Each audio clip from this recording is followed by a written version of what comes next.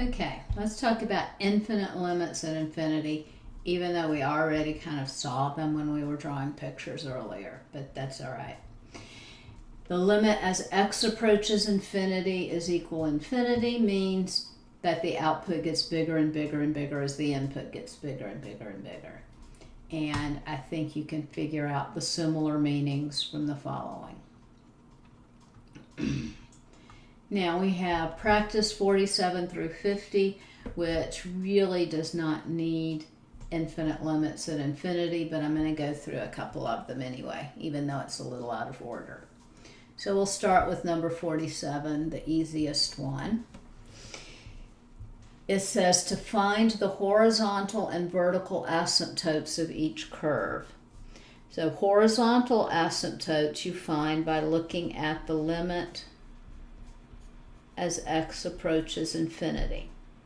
And I'm going to go ahead and write them in descending order of exponents.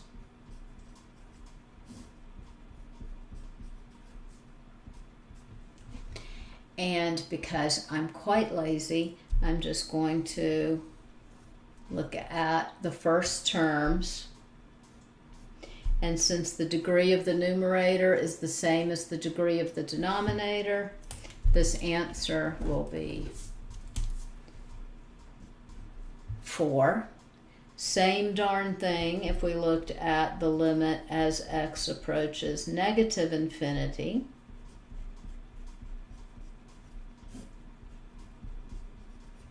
Because even if you like going through the steps, which aren't that complicated in this case, divide everybody by x,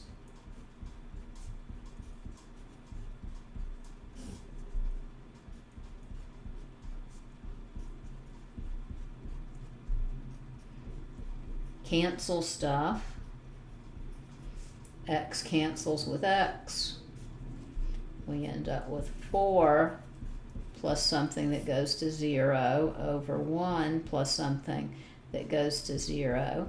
And I left my minus sign out here. I wanted to do minus infinity, minus infinity, minus infinity. And it doesn't matter what x does, the limit as x approaches negative infinity of 4 over 1 is just 4 over 1 because that goes to 0. And I just wrote the same thing down again. But the answer is 4. So, horizontal asymptote, y equals 4. Your vertical asymptote is going to happen where the denominator is equal to 0.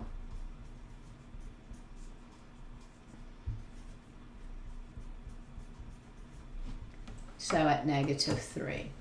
And this should be kind of review because hopefully in pre-calculus you did a lot of graphing rational functions. And it says to graph it on Desmos. I should have pulled that up before I started this, but that's okay. Here's the graphing calculator, and we'll get the pretty picture. We want to graph y equals 5 plus 4x divided by x plus 3.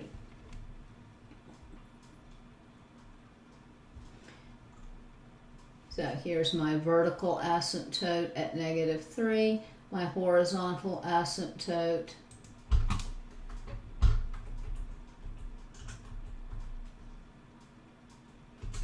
at y equals 4. Okay, let's go back to this one.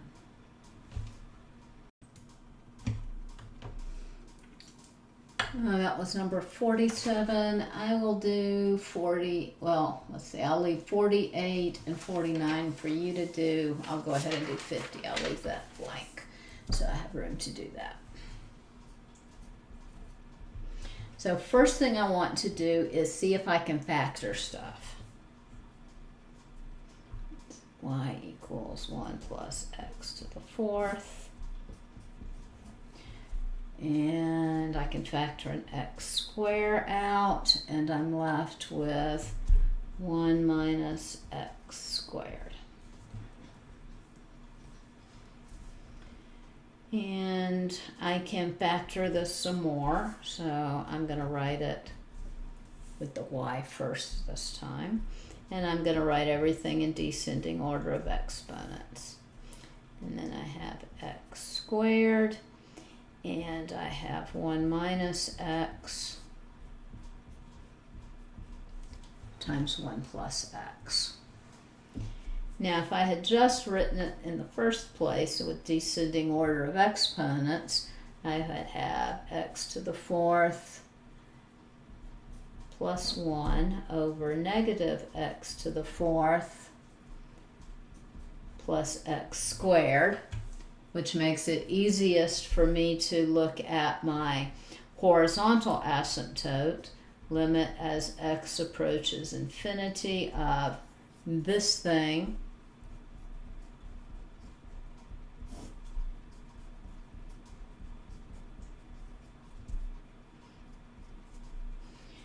is exactly the same as the limit as x approaches infinity of just the leading terms, x to the fourth over negative x to the fourth.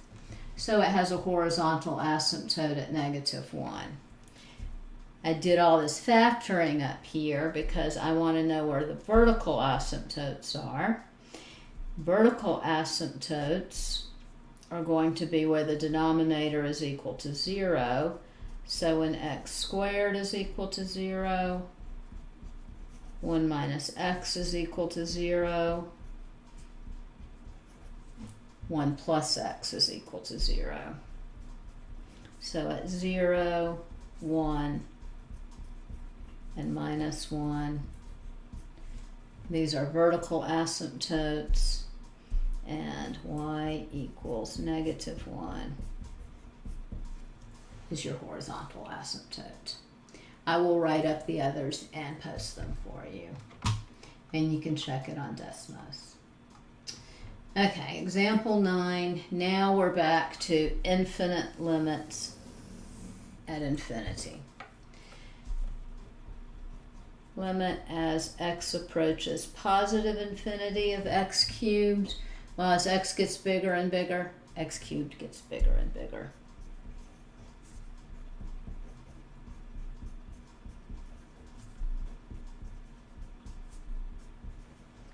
As x gets smaller and smaller, cubing it gets smaller and smaller. And hopefully you remember all those end behavior rules for polynomials. If we have an odd degree,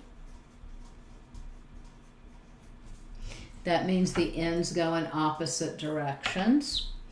Odd degree with a negative leading well, let's go positive first because this was a positive one. With a positive leading coefficient.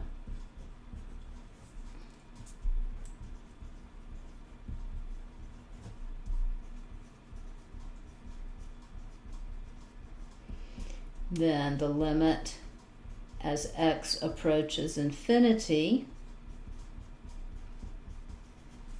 is infinity, and the limit as x approaches negative infinity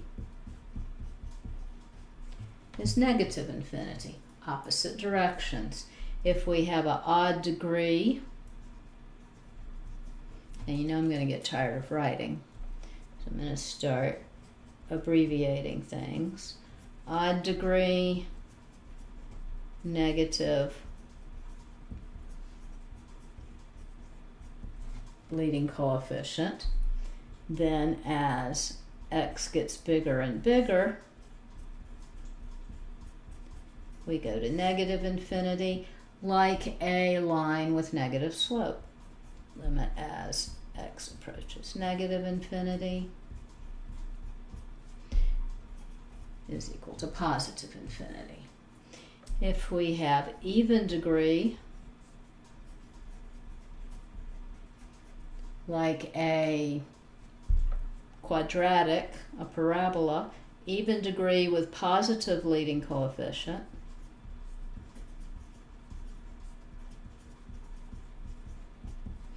Both ends go up. Limit as x approaches positive infinity is equal to the limit as x approaches negative infinity.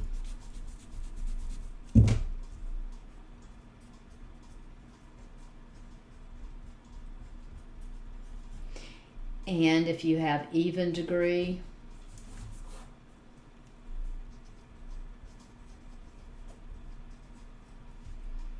with a negative leading coefficient, then the ends both go down. Limit as x approaches infinity is the same as the limit as x approaches negative infinity is negative infinity, because we know a lot about polynomials. So there's the pretty answer, the pretty answer, the pretty picture. From all of the things I just wrote down, limit as x approaches infinity of x squared minus x, that has even degree with a positive leading coefficient. So the limit as x approaches infinity is infinity. That's a rational function. Let's see what happens here.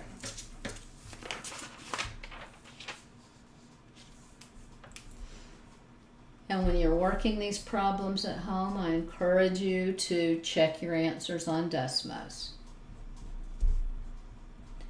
Limit as x approaches infinity of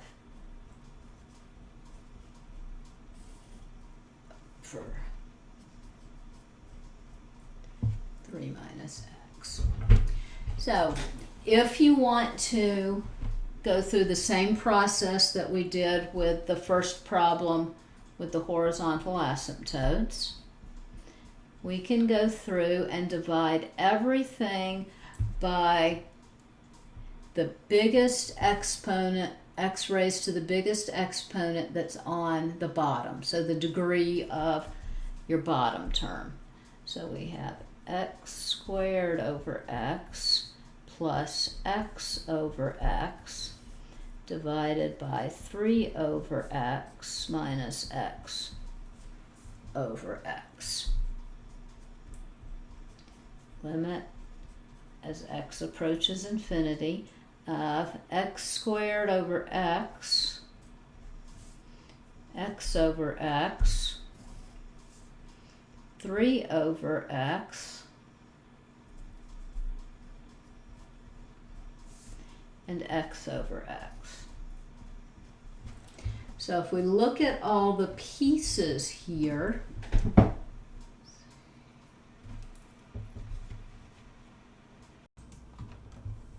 okay, I got lost for a minute, I'm back now. I look at the pieces here. As x approaches infinity, 3 over x is going to go to 0.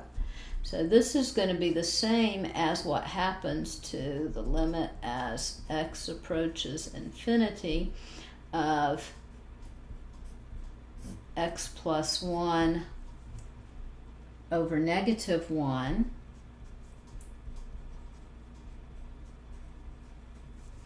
So it's the same as the negative of x plus 1, odd degree, negative leading coefficient. This goes to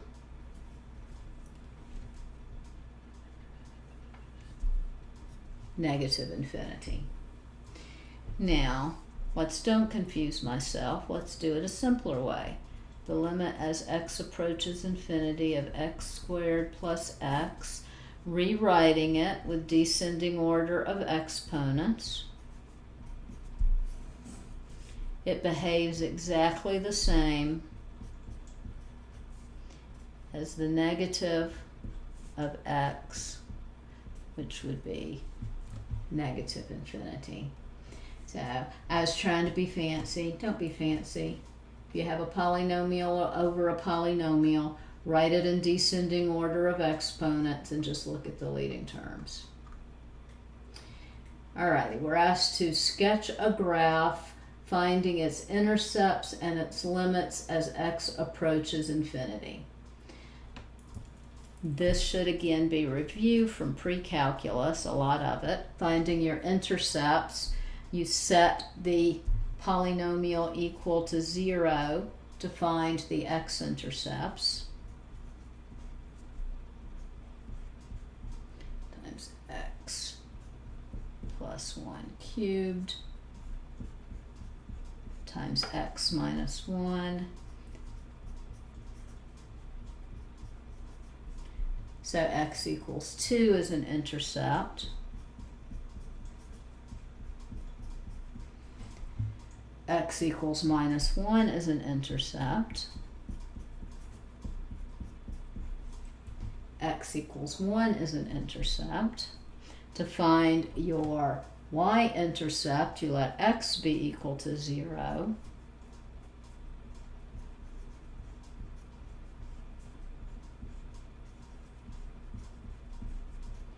So it's going to cross the y-axis at negative 2 to the 4th power, which would be 2 times 2 times 2 times 2, 16, times 1 times negative 1, crosses the y-axis at negative 16. And the limit as x approaches infinity of my function, don't feel like writing it again, I just add up 4 plus 3 plus 1 gives me 8. So if I multiplied that whole thing out, the leading coefficient, the leading term would have an exponent of 8. So the degree is 8, even degree, positive leading coefficient, both ends go up.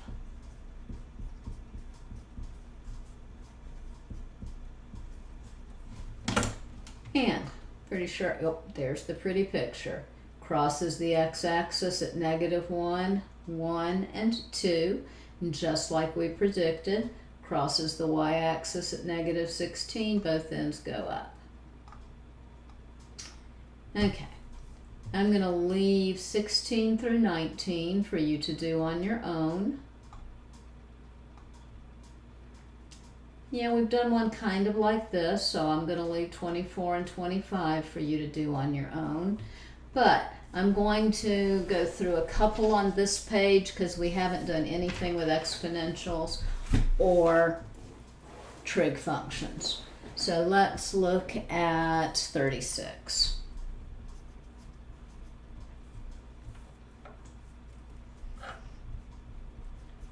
Limit as x approaches infinity, e to the 3x minus e to the negative 3x over e to the 3x plus e to the negative 3x. So first thing I'm going to do is think about what negative exponents mean. This is the same thing as the limit as x approaches infinity, e to the 3x over 1 minus e to the 3x plus 1 over e to the 3x. So, as x approaches infinity, this piece goes to 0. This piece goes to 0. And e to the 3x over e to the 3x is just 1. So again, I'm going to add a tab in here and go to Desmos. And let's look at a picture of this thing. E to the 3x minus e to the negative 3x divided by e, not d, but e to the 3x plus e to the negative 3x.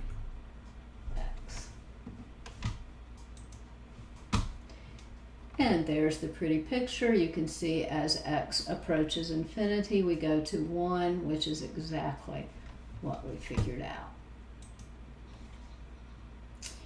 Let's go ahead and look at 38. I'll write 37 up for you and give it to you. I'm going to copy number 38 down, and then we'll switch to our paper. We have the limit as x approaches infinity of sine squared of x over x squared plus 1. Okay, so this one we're just going to think about the numerator and the denominator and remember that big bottoms go to 0. Sine squared. If we think about sine, sine always lives between positive and negative 1. So the biggest thing that sine will ever be is 1. So we have a numerator that is bounded by 1. It's never going to be any bigger than 1. We have a denominator that's going to get bigger and bigger and huger and huger. So this thing's going to go to 0. And just because we can, let's look at the pretty picture. We have, let's see, I'm going to open up a set of parentheses. Actually, get rid of that.